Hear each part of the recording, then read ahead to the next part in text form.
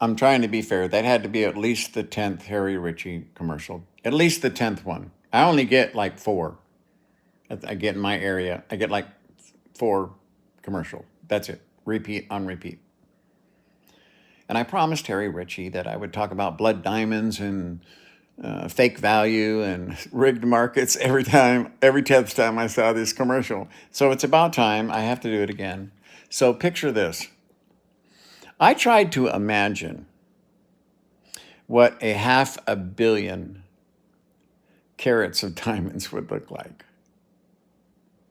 And so I started out small, and I looked at a $150,000 package of diamonds. So you had there was three like this thick half-pound baggies, this thick of diamonds. The guy's flopping them in his hand like a little pillow. Okay? Massive amounts. 150 grand.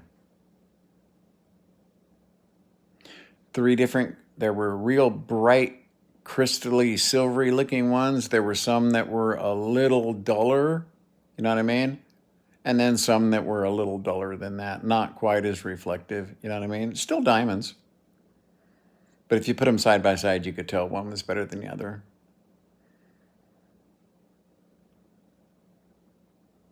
Imagine, you're talking about 500 carats at the most. At the most. Even if they were all perfect fucking 1 carat diamonds, which they weren't. It was a zillion diamonds that big. It was just like a beanbag.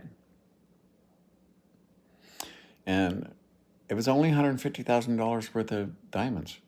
The guy goes, this is how you make your money in diamonds. You have to buy in bulk. On and on about bulk. You got to buy in bulk. I'm like, that's bulk, all right. You know what I mean? You got a shitload of rings in there, you know. But weight wise, there just wasn't that much weight there. And there was a special about diamonds in the New York district about specials that these people would go around with these packed bundles, hitting up all the dealers, and they're trying to sell the bundle to the dealers. Dealers are all trying to get the lowest price, and they're all specials. So they're yellows and blue tints and shit, really just, fancy diamonds. And even those weren't going for that much. I was kind of shocked because you have something that this guy that's buying the bulk, right? He's paying $35 for it because he's buying 1,000 of them. And then he turns around and sells it to you to give your girlfriend for $3,200 because he puts it in amount. And why that doesn't run wildly out of fucking control is because De Beers controls the amount of diamonds on the market.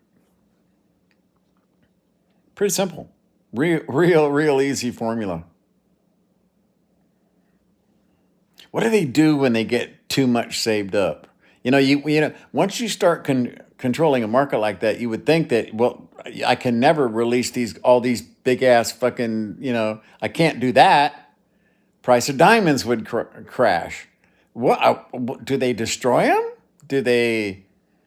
I don't know. Do they sell them for industrial use, or I don't know. I don't know what you do with that inventory. You have to, I guess, during like Christmas and any holiday, they would, especially Valentine's, they would, squeeze out some of that extra, you know what I mean, to try to get their inventory that they have. But they have warehouses full of diamonds where you walk in there and here's these two long aisles. It looks like it's about 50 feet to the end of the fucking building.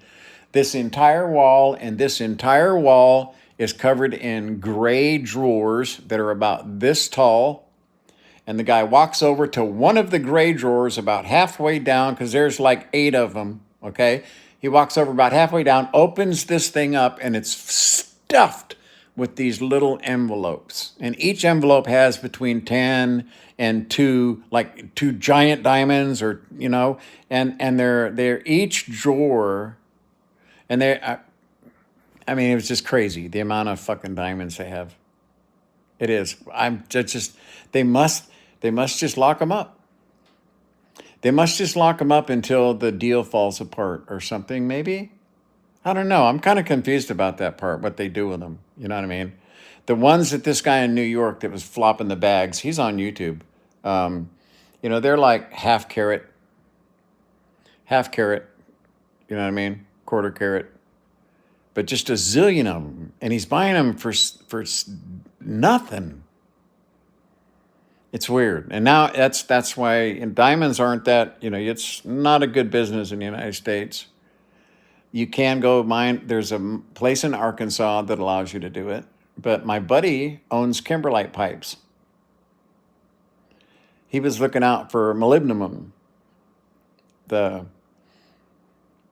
the miner guy that I used to do videos about him on my gamers page, Tim. Um, he a couple of kimberlite pipes that he owned. He said, "Yeah, there's probably gemstones in there, but I can't get a permit to mine them." Now he could mine the trees, the gravel, the dirt, the not going to be able to mine the diamonds.